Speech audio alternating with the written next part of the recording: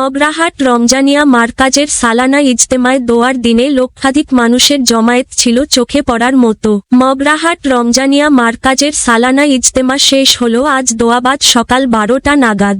দোয়া শুরু হয় সকাল 11টা নাগাদ এবং দোয়া চলে প্রায় 30 মিনিট পর্যন্ত।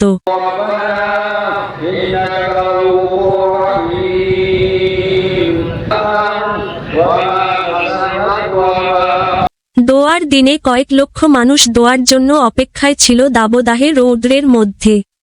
হাজার হাজার ফুটের প্যান্ডেলের ভিতরেও ছিল প্রচুর মানুষ। গত 25শে জানুয়ারি শনিবার শুরু হয়েছিল দক্ষিণ 24 পরগনার মগরাহাট হলুদবেড়িয়া চাষযোগ্য একটি মাঠে, যার আয়তন প্রায় 200 বিঘা।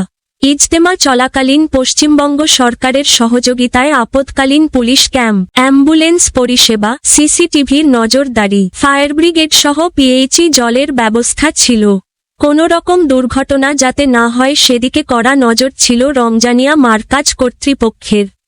পাশাপাশি স্থানীয় মগরাহাট থানার পুলিশ কর্মকর্তাদের সহযোগিতা ছিল চোখে পড়ার মতো।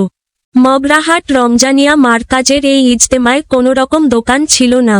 মারকাজ কর্তৃপক্ষ বলেন, দোকান বসলে সেখানে মেলায় পরিণত হয়।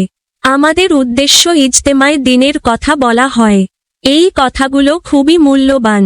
দোকান বসলে সেখানে মানুষ ভিড় করবে, তখন মূল্যবান কথা শুনতে পাবে না। তার জন্য আমরা দোকান বসতে কঠোরভাবে নিষিদ্ধ করেছি। যে সমস্ত জামাতি ভাইরা এখানে থাকবেন তাদের জন্য আমরা বিনামূল্যে 30টি খাবারের দোকান বসিয়েছি বলে জানান মারকাজ কর্তৃপক্ষ।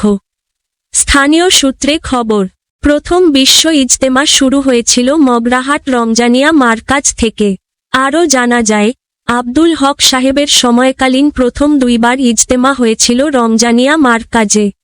অন্যদিকে মগরাহাট থানার ভারপ্রাপ্ত আধিকারিক পীযূষ কান্তি মণ্ডল বলেন, মগরাহাট হলুদবেড়িয়াতে যে 3 দিন ইজতেমা চলে তাতে কোনো দুর্ঘটনা ঘটেনি।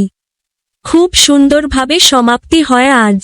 তিনি আরও বলেন, রমজানিয়া মারকাজে যানারা কমিটির দায়িত্বে ছিলেন খুব সুন্দরভাবে পরিচালনা করেছেন এবং সিসিটিভির মাধ্যমেও তারা নজরদারি চালিয়েছেন। এবং আমাদের মগরাহাট থানার পুলিশ কর্মকর্তারা 3 দিন ইজতেমাকে সহযোগিতা করেছেন। মগরাহাট থেকে আনোয়ার হোসেন সর্দারের রিপোর্ট, দুয়ারে সংবাদ। আপনার মূল্যবান সময় আমাদের চ্যানেলে দেওয়ার জন্য আপনাকে জানাই অসংখ্য ধন্যবাদ।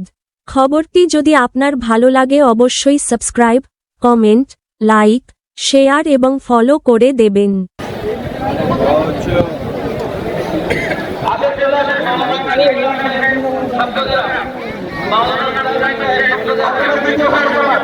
মাওলানা